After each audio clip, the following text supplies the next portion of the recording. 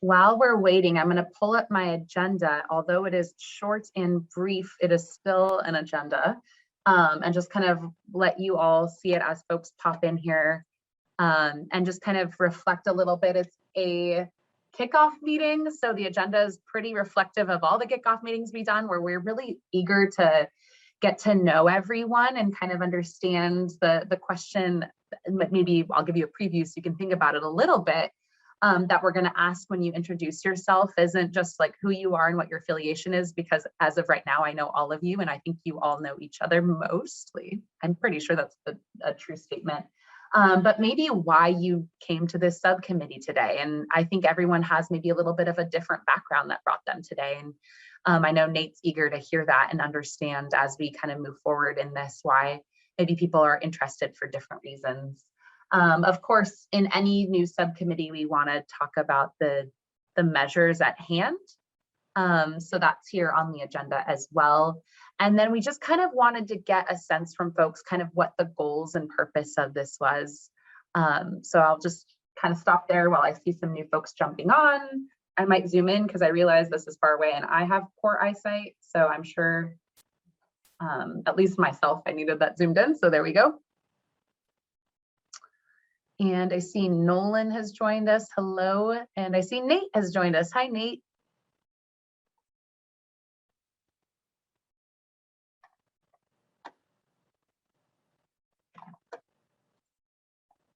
Nate, can you hear us?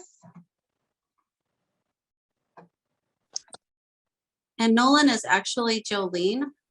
Jolene, good to see you. I'm so glad you're here. Awesome. Yeah, my 10-year-old must have gotten a hold of my phone. I love it. Well, Nolan is welcome in our meetings anytime, but we're also happy to have you, Jolene.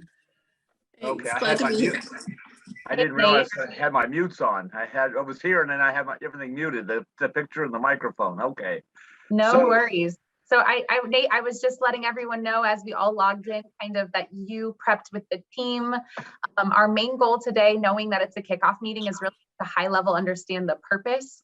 Although not Nolan, Jolene is here. So if we do get a chance to talk a little bit about the measures, I did invite her here to talk a little bit about one of the main measures in the SERP, which is the truck reroute study, and just kind of give a little update on where the port is with the tracked reroute study. So but with that, Nate, I'm happy to kind of turn it over to you to introduce yourself, kind of what we've done here with this agenda that I did drop in the chat, and then we'll go around the room and introduce ourselves.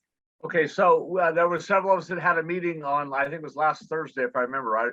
And we determined, since this was the very first meeting, we had to determine how we're going to conduct the first meeting. And two things were obvious. One, we have to start out simple and easy, which is basically introductions on why people are here. And then secondly, and I've done a ton of research on this. This is one of those projects that's both exciting and can be very complicated. And there's a lot of stuff just happening right now, almost virtually today, on this subject. But we know that we can't get that much into that today. So what we need to do today is let everyone introduce themselves, and then introduce the subject. As Jessica mentioned, there's a couple major things, and that's fleet replacement and truck rerouting. Those two things will reduce pollution in specific areas of disadvantaged communities. And then after that, we have to and one of the things that's on our agenda, and the agenda does include some very important, helpful, useful information, which we can introduce today without going in any great detail about it. And then towards the end of the meeting, we will have to kind of define the purpose and goals of the subcommittee. And just literally minutes before this, we went on the air here, I did send my notes on that to Jessica and Janine. I apologize, I left Juan out of my email, but I think I said Stephanie too. I'm not sure Stephanie's actually with us today, but she's been involved with these meetings. So at this point, I think we just take a stock of who's here, and then what their motivation is for being here. I noticed from the people I see pictured, I know that most of those people are actually people who are employed with the Air District or CARB or someone. I don't know, there's a person on here with the name of Nolan whom I don't know. So maybe we would start with her and let her introduce herself. and then just move on to everyone else from there. I'll after we go through everyone, then I'll give myself a small introduction also. So maybe Nolan can start it off for us, or Jolene. Okay, I see it's Jolene Yes. now. Nolan, the last name? Last name is Hayes, so it's Jolene Hayes. Well, Yeah, okay. so not Nolan Gaines. Okay. Yes, and I'm with Fair and Pierce, and we're working for the port right now on the access study we're starting with the East Complex, but ultimately we'll end up covering the whole entire port when we're done with it. So we're referring to the Port of Stockton here, of course. Correct. So Yes. specifically like Penny Newman and the East Complex access, that's prompting a lot of the truck traffic that's going through the Box Track neighborhood right now. Okay, and who is your point person with the port on this so far, or point people? It's primarily Jeff Wingfield with the environmental. Okay, and that's good because he's been involved with all the AB 617 meetings and has made many presentations, and he's presented tours to people on the AB. I haven't been one of them yet. I'm going to. I had actually had hoped very much to meet Jeffrey yesterday at Earth Day in Stockton, but I had to leave for a family event. I left before he got there, so I didn't get to meet him in person. I've only seen him on Zoom meetings for 2 years. But the good news is you're working with the person who's been the key person with the Port of Stockton involved with these committees and the AB 617 program. So that's excellent. And then at this point, I guess we can go to Janine. Yes, Janine Tackett, supervising air quality specialist in the grants department here at the district. I oversee our heavy duty on-road programs. So I take care of all of our truck programs, although I'm not currently overseeing buses, school buses in transit. My primary program focus is in the heavy duty trucks. And I've worked here at the district for about 15 years now in the grants department the whole time. So I have, over those years, been involved in almost all of the programs that we have to offer. So I'm here to help provide any information and support I can to this group in the discussions about trucks. Thank you so much. And another person I see on here who has been listed with this subcommittee, I think from the very beginning, is Ed Ward. So maybe Ed can introduce himself. Thank you, Nate. Thank you for taking a leadership role with this process. I come to it from a business standpoint. We actually have a facility on Fresno Avenue between Charterway and Navy. And obviously it's been there for more than 20 years. It's a truck fueling facility. We want to make sure that we're doing things as right as possible. We're looking into trying to make the site solely a renewable fuel, biomass fuel site, which is significant for older truck pollution and even newer truck. We're also involved in some grants. We're looking at some CNG trucks for this area to put into service, and we hope to see that happen in the next year or so. So we have some significant interests, and quite frankly, I hope we have some significant positive solutions to move forward with. You mentioned something that I hadn't really come across today with all the research I've been doing for this subcommittee. And I'm aware it exists, but I didn't come across any information about biomass. I only really came across zero emissions trucks and some other various things, and infrastructure for charging, all of which we're going to be getting into, of course. But the biomass actually is very important. I'm going to make a statement. It's probably going to make Scott Wall mad and maybe a few others, but I think CARB has been perpetrating a sleight of hand when they use the word diesel.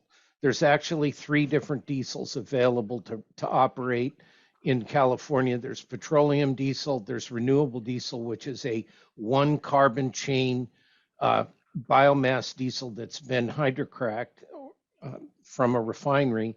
And then there's biomass diesel, or biodiesel, which is a plant form of diesel, again, with only 1 hydrocarbon that is available to operate. We've been selling for 5 years R80B20 up in Northern California and doing quite well with it. It's better quality fuel. It has a higher cetane levels, and it reduces emissions significantly. So I wish that word got out. Thank you for the quick opportunity to discuss it. But diesel is diesel in the world that we live in right now, Nate, and it's not. Well, and I'm somewhat aware of that from having been in the transit district, where RTD, like 30 years ago, went to low sulfur diesel fuel, and California led the nation of low sulfur diesel fuel, which at the time was controversial because apparently it caused, in some people's minds, or maybe it did cause some premature wear on certain truck and bus engine parts. And I won't go in any more on that right now. But I also part of the hybrid revolution at RTD as far as diesel electric. So, but I'll get to that in a moment. So with that, that's good to have you bringing in that extra new subject that I hadn't even come across today. I was aware of biomass fuels though, because I know there's a railroad in New England somewhere that's running entirely, their diesel electric running entirely on biomass. I just came across that a couple days ago. So yeah, I saw that article. Oh, the excellent. The other piece is there's quite a few metropolitan transit districts that are running solely on renewable and biodiesel right now, or a blend of R80B20. So I can shoot you some articles regarding that if you'd like, Nate. Oh, that would be great. Contact info. In addition to AB 617, which I'll explain briefly, I'm involved with transportation up to my ears in a whole bunch of nonprofit organizations in Stockton. This is almost my sidelight of what I'm actually basically doing. So with that, I'm just looking at the computer screens. I'll go to Juan Luis Carranza. Hopefully I said that about right. You got it, Nate. Thank you very much. So my name is Juan Luis Carranza. I am the Senior Communications Rep here at the Valley Air District, and I am part of the Communications Department. And then my function here is pretty much to support the efforts and implementation on different areas of the AB 617 community. So very, very glad to be here. And going in the order that my computer screen shows everybody, I'll go to Scott Wall. Hi, good afternoon. Scott Wall with the California Air Resources Board. And Ed, I guess I don't know enough about the diesel fuel situation to feel bad or to feel like that you've maybe insulted me, but you know, I'll learn more and I'll come back and insult you back if I learn anything different.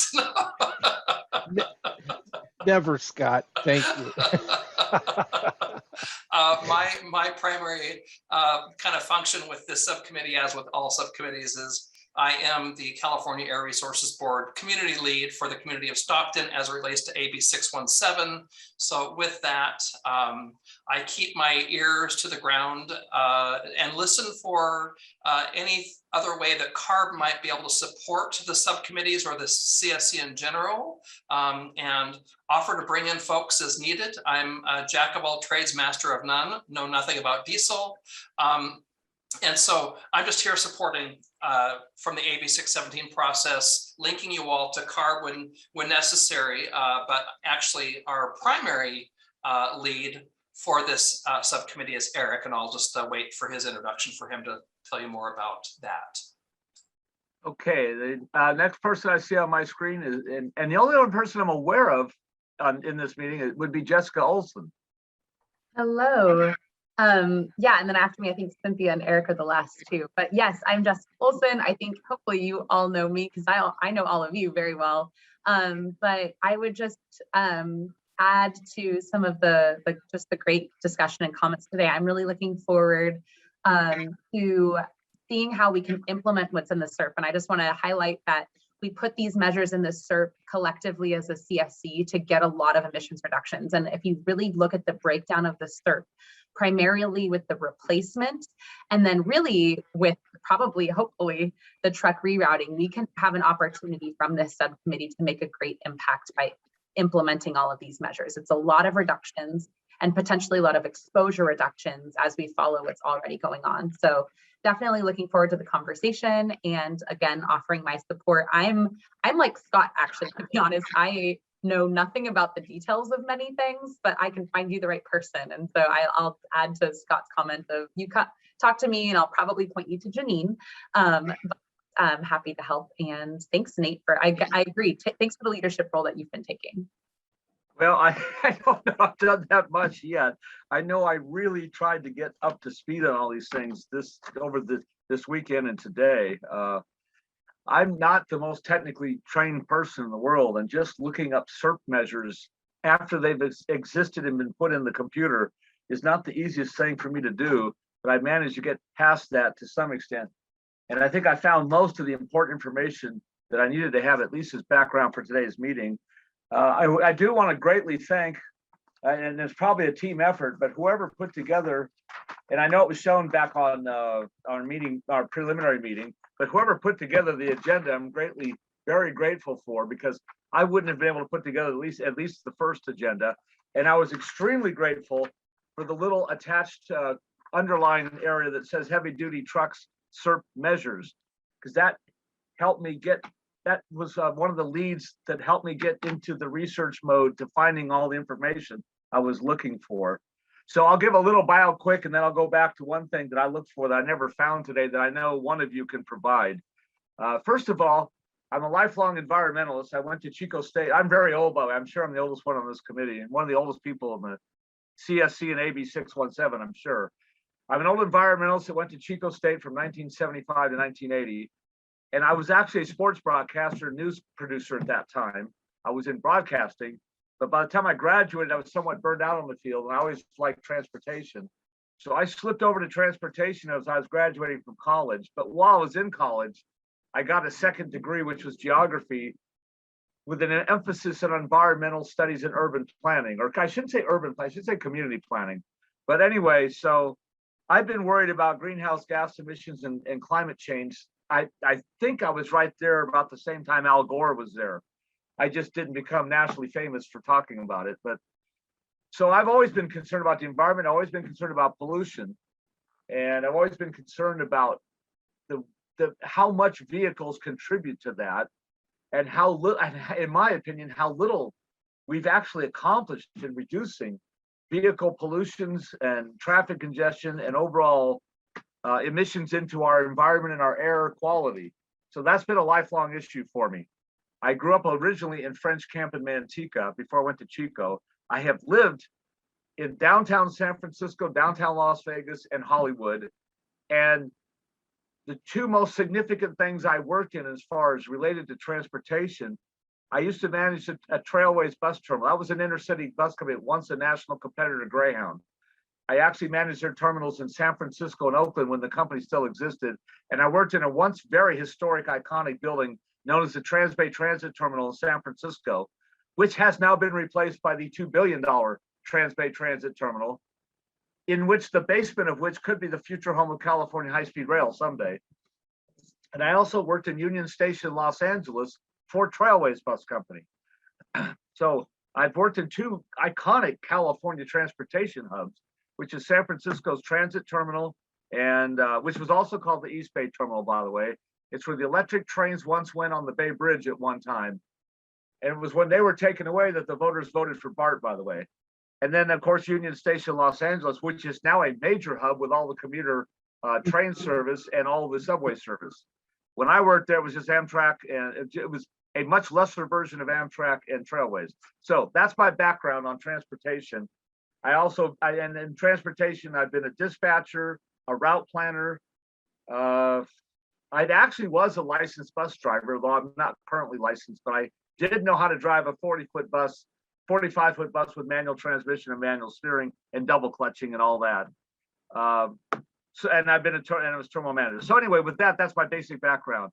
So what I researched today, thanks a lot. Nate, Yeah, go ahead. We have 3 more people that haven't gone. Oh, I didn't see them on my screen. Absolutely. Yeah, Eric, maybe we'll go in this order: Eric, then Cynthia, then Margot. For some reason, I don't have them. Oh, I'm sorry. Yeah, so we'll have them. And for those that joined a little bit after, we're just introducing ourselves and kind of what brought us to the committee today. Yeah, absolutely. Hi, I'm Eric Dissinger. I'm with CARB in the enforcement division, and I'm in the community outreach section now, but previously I was in diesel enforcement, so I do have a lot of experience enforcing diesel regulations.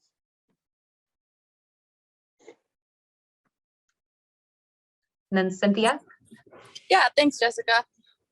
Good afternoon, everybody. Cynthia Pinto Cabrera with the Central Valley Air Quality Coalition. And I'm just here to, ensure that equity is always looked at when we're implementing these CERP measures, and also have some kind of personal interest as well. I've been around trucks my whole life. My father is a diesel truck mechanic, so I've always been around kind of trucks, and they're kind of like a fun little thing for me. So interested in that capacity as well, but overall just ensuring that equity is looked at when we look at these measures, considering AB 617 communities are some of the most impacted communities when it comes to their health. So thanks, and I'll pass it off to Margot. I think she's the last one. Hi, yeah, sorry I'm a little late, busy.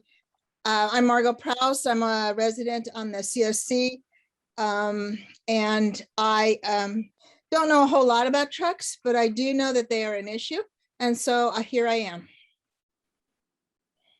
So Jessica, did we get everyone? We did get everyone. Thank you. Yeah, because I clicked on my screen and I didn't see any more photos of anyone else. That's why I went on and I No, did. it's okay. One thing, and what I forgot to say 47. about myself that I'm currently doing, in addition to AB 617, I work with the Environmental Justice Coalition for Water. I'm sure many of you probably know who SB Vielma is. But with SB Vielma, I work on first last mile information. I've been designing first last mile shuttles and service to get people like from disadvantaged communities or disadvantaged neighborhoods to places like the ACE and Amtrak station and the downtown transit terminal in Stockton and the airport. And I've already done some pretty sophisticated spreadsheets on that.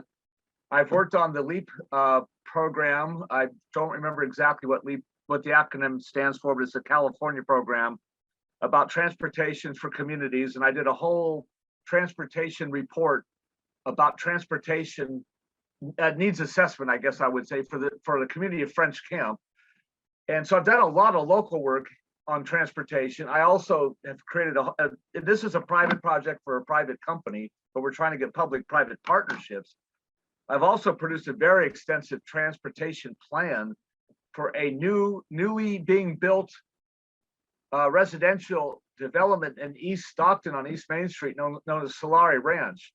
But myself and the master planner of the project are going overboard, not to make this urban sprawl, but to make this an urban village that it totally 100% encourages people to use pedestrian transportation, bicycle transportation, and RTD public transit, and possibly electric shuttle vans and first last mile and all that. So I've done quite a bit of work in the local community. And of course, I'm the former director of planning for San Joaquin RTD, where for 15 years, my staff and I designed basically all the transit routes for Stockton. And I did all the reports and did all the gathering and prorating of ridership transportation data that was used for RTD to get their grants from the FTA and Caltrans and with the local San Joaquin Council of Governments and all that. So I have a very strong tie to local transportation and public transportation. So that's the end of my really long-winded one, but I did it today because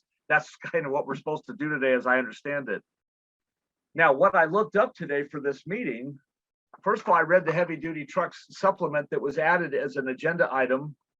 It says review on our agenda, it says review of CERP measures. It says heavy duty trucks CRP measures. So I've read through this and then I drilled down into some of the things on there, such as the Appendix C source apportionment, which shows pollution, and then the truck replacement program. And then at the end of that is the truck rerouting. And I know that in Stockton, one major issue that has been brought up numerous times and goes way back to like 15 years ago when there was a supervisor named Dario Marenko and former Mayor Gary Podesta of Stockton, was to try and get trucks out of Boggs Tract, to try and get them from traveling through Boggs Tract from I-5 and Stockton over to the port of Stockton. And I know that the COG and other people have built elevated roadways and done all kinds of stuff on that. And then I went through several truck replacement printouts that I found. And then lastly, I found two relatively new things. Just on March 30th, the California Air Resources Board put out a whole new program for fleet replacement, which is brand new. And I can't find it at this moment, but I swear to God, I printed out something that just came out today where Pete Buttigieg and the FTA just released a bunch of money that includes things like truck replacement, EV type replacement vehicles for buses and trucks. So the good news is we're in a dynamic field here, and it's all a lot of breaking news, and there's actually a fair amount of money available. What I could not find anywhere, and I went all over looking for it, including my hard copy files, I don't remember the amount of money allocated in the improved SERP from July of 2021 that was allocated for this, for like the truck rerouting and the truck replacement. I don't know what the dollar amounts were. I wonder, Nate, maybe I can go through each of them, including them funding allocated, and we can talk a little bit about that. Your point, I can actually provide a little update. I even just dropped in a slide deck from how the district is going to work through the new guidelines. Actually, we've recently adopted those new guidelines for fleet replacement from CARB. So I can maybe give a little brief highlight, a little overview for all of you, just because Nate's point is totally correct in that we've had these all in the measure, or sorry, all in the SERPs, but it's been a while since we've talked about these. So a refresher for everyone, including funding, I'm happy to just kind of do. I am going to just share my— Jessica, can I interrupt for one moment? Yeah. I left out one thing to mention. There's also the heavy duty voucher incentive program for heavy duty infrastructure for charging. And there's $1 million allocated that from somewhere. And with that, I'll let you take over. Awesome. Awesome. Thank you.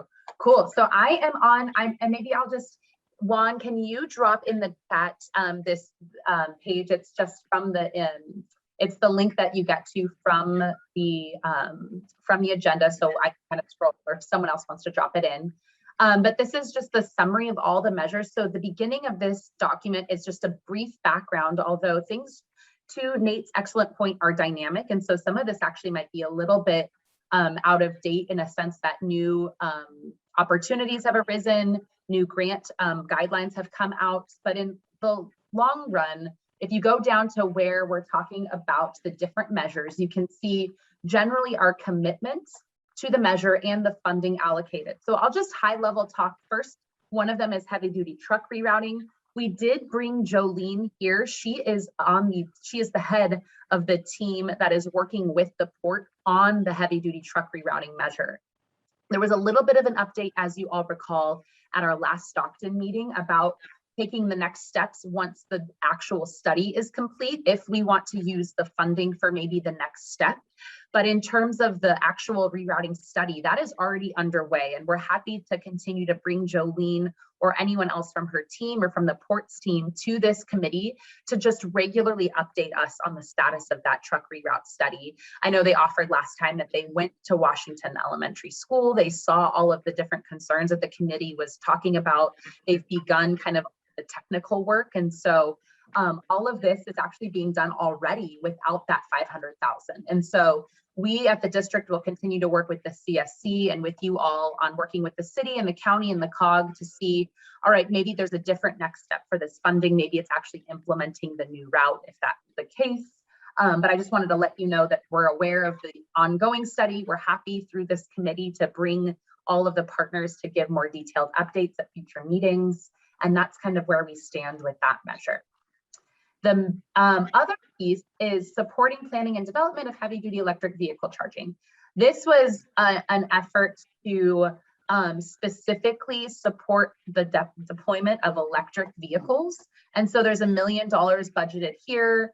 This would incentivize the development of a new charging station in particular, if that's something that we could find partners for. And we definitely want to use this committee if there's folks that know people that could help us launch this program and then also be partners for this program. The thing with big incentives programs like this, and I know Janine will attest to this, is actually finding people to take advantage of the programs. It's not a kind of a, here, buy a new fireplace. It's a really big deal to do work like this. And so these are the kind of the programs where networking with all of you is really helpful. And then the third one that's in here, but to Nate's point, there's also truck replacement, is truck idling plugins. And this was actually specific to the use of types of plug-in to draw electricity from the grid to keep operating the other important pieces of the cab rather than idling the diesel truck wherever they're kind of waiting for something. So this is something that was, I think, worked on with the committee to add just a small set of funding, relative to other CERT measures to explore this opportunity, and definitely working with all of you that are maybe in this industry to help identify like the feasibility of this and places this would go. That is kind of our point of having this group. The final thing that's not in this, because at the time of creating this subcommittee, it wasn't really called out as a specific measure for the subcommittee, although of course we'll definitely work on with you all, is the CERP measure about truck replacement.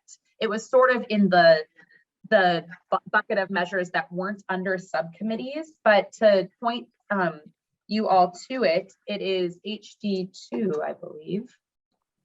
Is it this one, Jessica? This is in the CERP. We have $10 million for truck replacement. Oh, 10 million. Yes. And That's so what I couldn't find. one more time. That's what I couldn't find. Thank you. Yes. So I found it for you. So what I'll say is that the original thought in this subcommittee were all of the little, like those bigger projects that we really want to get like lots of thought on, lots of expertise on, whereas truck replacement, we definitely need assistance more in the outreach component, but we're definitely happy to add this to the subcommittee's purview, because I think, as you pointed out in some of the notes that you've sent over, Nate, and that we could talk about here in a second, one of the other things that we could talk about is how do we get folks to these zero or near zero emission trucks. I've talked with some folks actually leading up to this discussion today about making sure maybe there's some guidelines that the subcommittee could give to the district to help make sure that we're prioritizing zero emission where possible, that we're maybe strategizing about the types of trucking companies to reach out to. So I'm happy to add this to the subcommittee's purview, and we can kind of link this to that same document that we pulled up earlier. Well, if I could add this, Jessica, one of the challenges I see with what research I've been able to, I haven't done a ton of research, but there aren't all that many trucks available yet. I only found two I could confirm, and that's a truck called Orange. And I know the Port of Stockton yesterday, Earth Day, had a big, huge forklift that was a company I didn't come across in my research. But in looking for heavy duty EV trucks, I only found a company called Orange EV, which seems to have been in business building trucks since 2015. And I see that what I would call the promise of a truck from Freightliner, which apparently is owned by Daimler Chrysler. And for all the noise, that's all I really. Yeah, so I think there's two things at play, and I'll let Janine talk a little bit more about this. I was just going to offer generally, there's also near zero, which is a natural gas type truck, which is maybe a little more readily available. But the district is already working with folks and has already had 2 contracts. And Janine, correct me if it's Volvo and Tesla also have trucks. I know that they're not like. So Volvo has trucks on the ground right now, and you can actually place orders for those trucks. So Gen 1 is out right now. Generation 2 is going to be out in a couple of months. And there'll be a significant increase in the range of the Gen 2 models that come out. Tesla is still in its piloting phase. They don't have trucks readily available, but they are shortly behind Volvo. Mack also has trucks out. The Mack truck that I know of that's in service right now are in the refuse sector. And I don't know much information on the electric Mack trucks. The Orange EV trucks are yard goats. Predominantly speaking, that's where where Orange EV does most of their business, is in yard tractors, yard hustlers. I don't know what you call them. There's about 1,000 different names for them, but they're not the over the road, trucks that we're probably thinking about in this committee. Freightliner does have trucks on the way, but I have not heard of them being delivered just yet. Likewise, Kenworth also has trucks available. I was just speaking with the Kenworth general manager up in French Camp last week. They are working on getting an electric Class 8 truck to their dealership so that they can provide it for demonstration to fleets that are interested in ordering. So there is a lot. it's in the very beginning stages, but it's happening. And there are, all the manufacturers, I think, will be within months of each other of getting trucks out and on the road. That's excellent. That's way more than I was able to find with my own research. That's very good. Now, the truck replacement program, I should add, if this one that I found today, which is from the San Joaquin Valley Air Pollution Control District, like anything of that nature, is fairly complicated as to what years you're replacing and how you replace them and how many. And I'm talking about the one that talks about trading up and down to year 2009, 2010. And some various, so this is a very complicated document from what I could tell, or program. Yeah, so the programs do have requirements. Funding sources have requirements. There are compliance situations that we do have to consider when we're looking at funding trucks. So there's a lot of different things that go into, building our programs. However, through the AB 617 process, certain things can be circumvented or enhanced or softened to make it as beneficial to the community as possible. But there may still be some overarching things such as compliance regulation type things that we may not be able to circumvent 100%. We also just last week took our truck program to our governing board to adopt updates to it. So a lot of what you might have found on our website right now is what our program has been.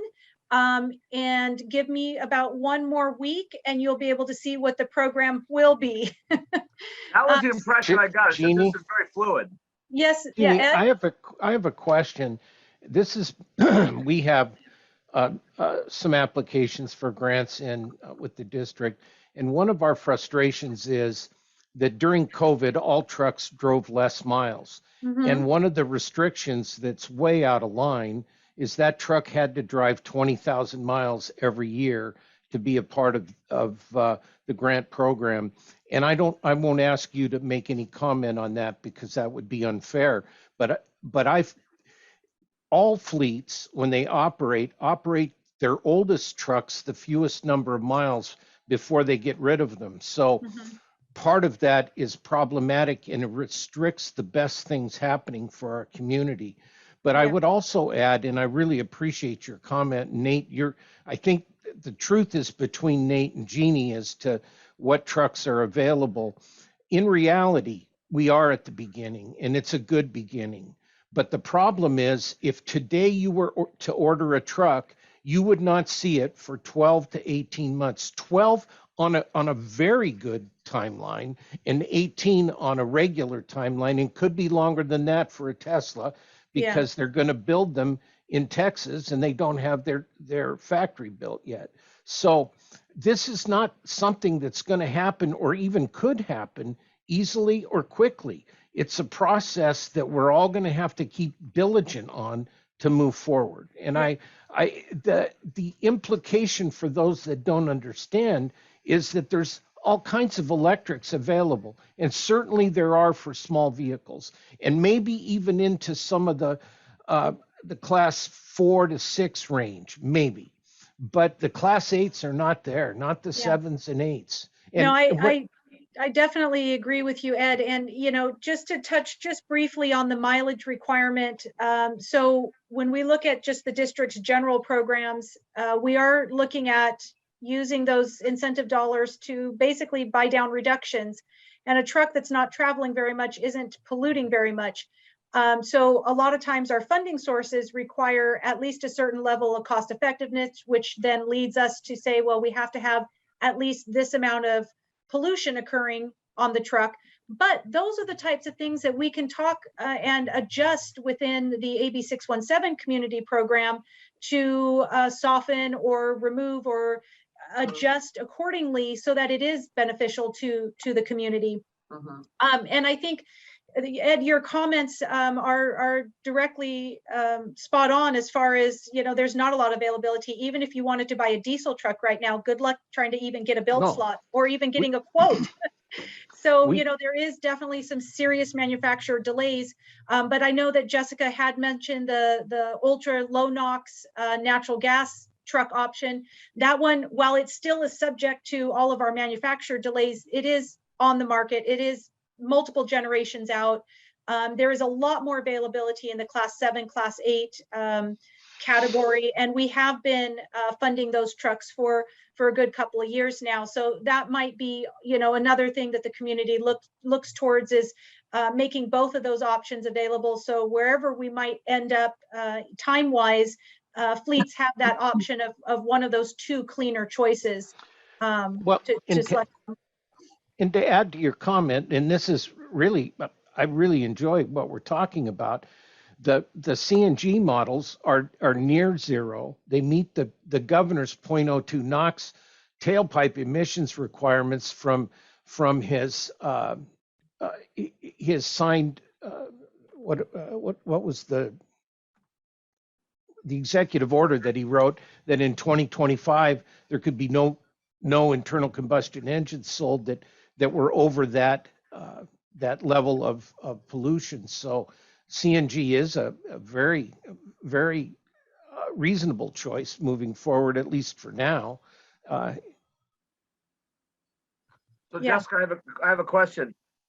Should we allocate some time for the consultant person with the port, Jolene, to make any kind of report? I would offer, yeah, if you all are interested. I think it's clear we have kind of a variety, even though it's under heavy duty and it feels like it's all the same. There's so many different things. And I think that's a great idea, Nate. And for those that just maybe hopped on right after you introduced yourself, Jolene, if you could reintroduce yourself, kind of what you're working on, and we can just talk a little bit, introduce as she unmutes, that we put a measure. I just reviewed it. It's HD1 for a reason. It was really highly prioritized by the Stockton committee to make sure that as we look to reduce emissions from trucks, in the meantime, we need to get trucks off of some important areas. And one of them is that box tract area near the Port of Stockton. So Jolene, go ahead and take it away, kind of where you're at with that.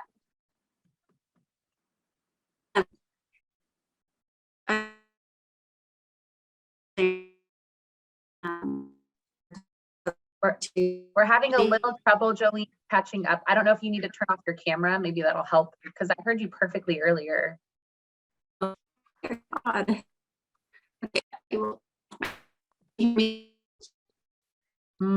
It's not any better.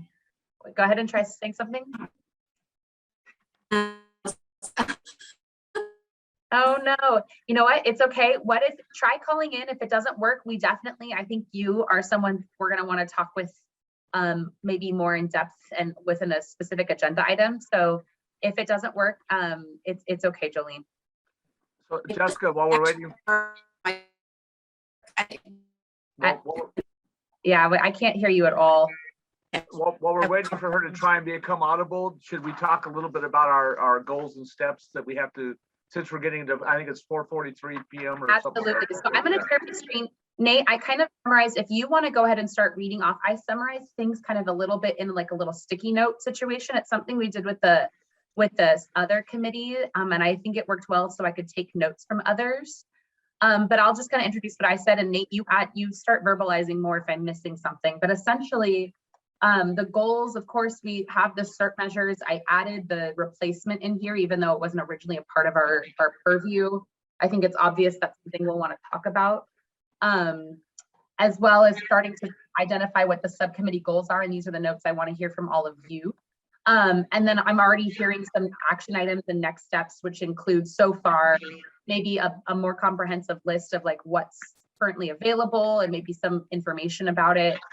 Maybe a little review of the inventory, as well as some of those requirements that Nate and Janine were just discussing. I know some of them are a little bit complicated, but we can maybe help summarize a little bit of like what's currently required in our current program, which could help us evaluate if, to Janine's point, we want to cater it slightly differently for our 617 area.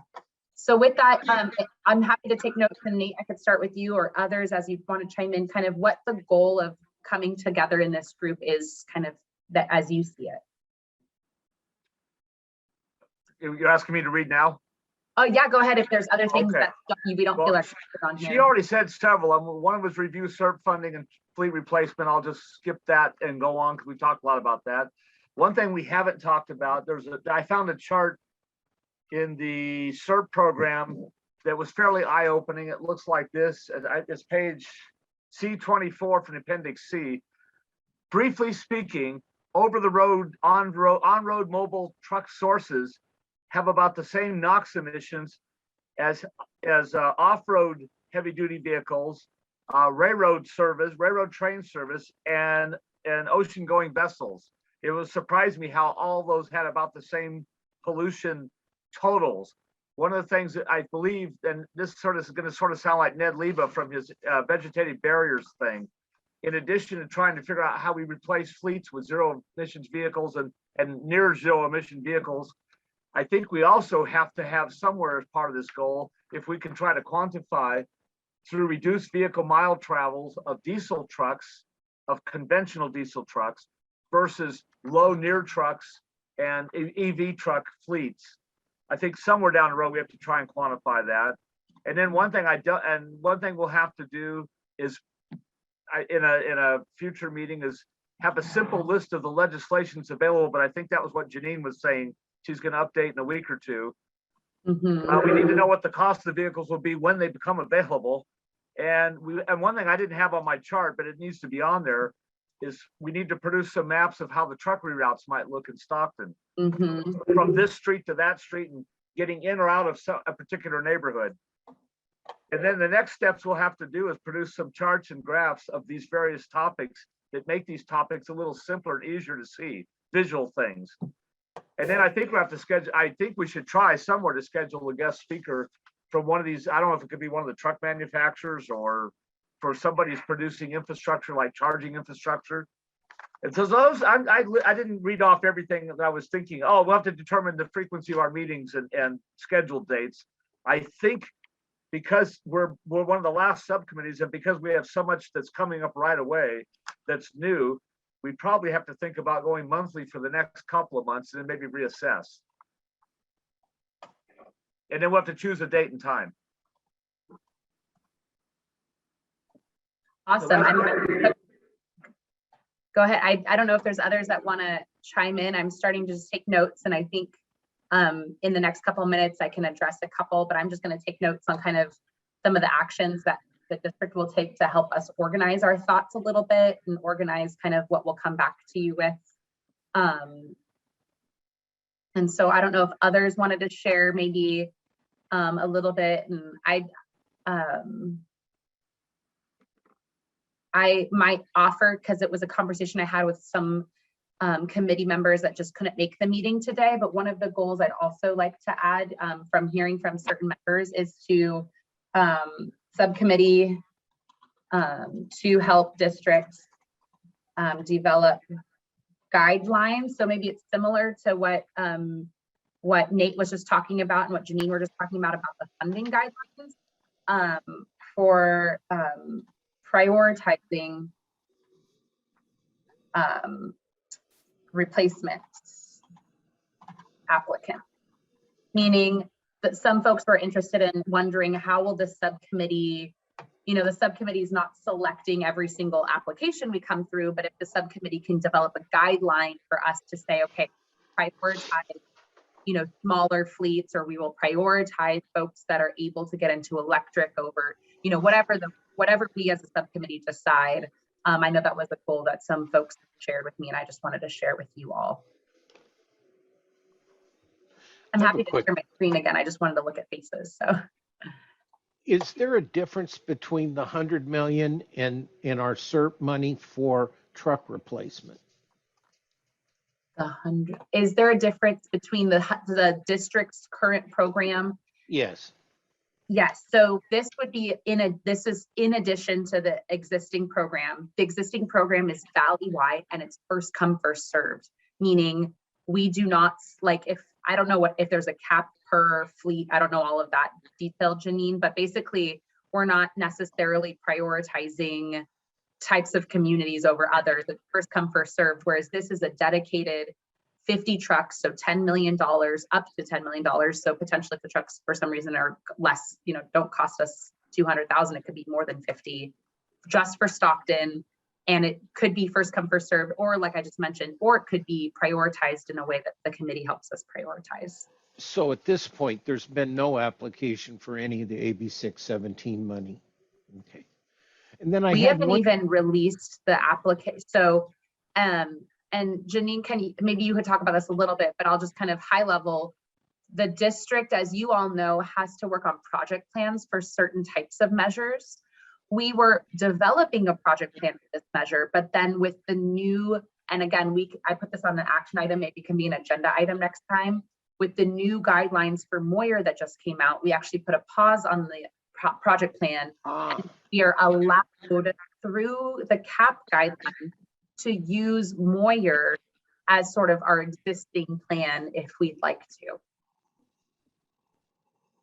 that's And interesting. can you just, I know we'll put it on an agenda, but like, is there and stop me if there's not even, is there like a quick, like 1-sentence elevator pitch on what the new guidelines allow us to do? So I can't say that there's a single line. Okay. It does help us to expand funding levels. Our previous program was a fixed dollar amount, 100,000 for class 7-8 CNG, 200,000 for class 7-8 zero emission. Under the new updated Moyer guideline, they have dramatically increased the funding limits and cost effectiveness limits for those technology types. Now, I do have to caution though, because the Moyer guidelines do have usage requirements in there, not a minimum usage, but the amount of money that you ultimately will receive is tied to how many miles you are actually traveling. So while the funding cap for a zero emission truck might be $410,000 for a class 8, the amount of miles being driven on the old truck that's being turned in could drive that down quite a bit. So, you know, if a certain funding level or usage, softening of usage requirements is important to this community, then we really would want to look at the concept of doing an actual CERT plan to CARB to make those special adaptations to the program for the community specifically. Yeah, and I have 2 questions. It seems to me at the Port of Stockton Outreach Committee meeting, the last one, they had they had a chart of the various trucks that came through and the distance driven, and the majority of the trucks were relatively short distance, but honestly, I can't remember numbers or anything like that.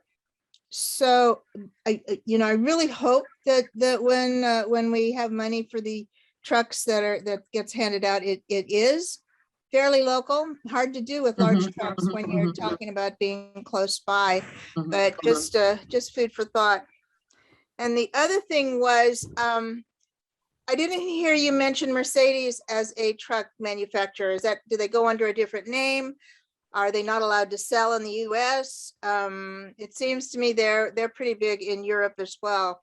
Yeah, so we don't typically see the larger trucks in Mercedes, and to be honest with you, I've never dealt with one. We see in older trucks the Mercedes engines, which were sold under Detroit Diesel, but the actual Mercedes trucks we do not see, at least through our programs, in the class, the larger weight class category. And I don't know if that's due to availability here in California, to CARB certification, because you can't sell a truck in California unless CARB certifies that engine.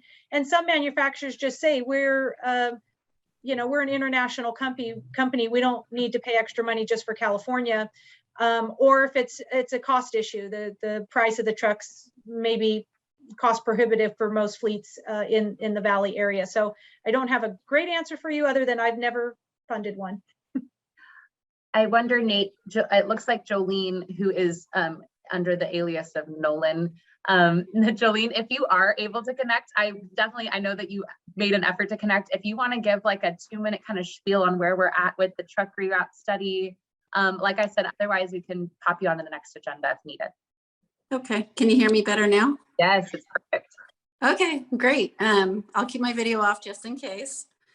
But we did just get some data back. So we've been collecting truck counts out in the neighborhood. And we've also been doing more investigation as to what's driving the truck traffic out there. And this is, I think the most interesting piece of it is it's not necessarily the trucks that are going into the port.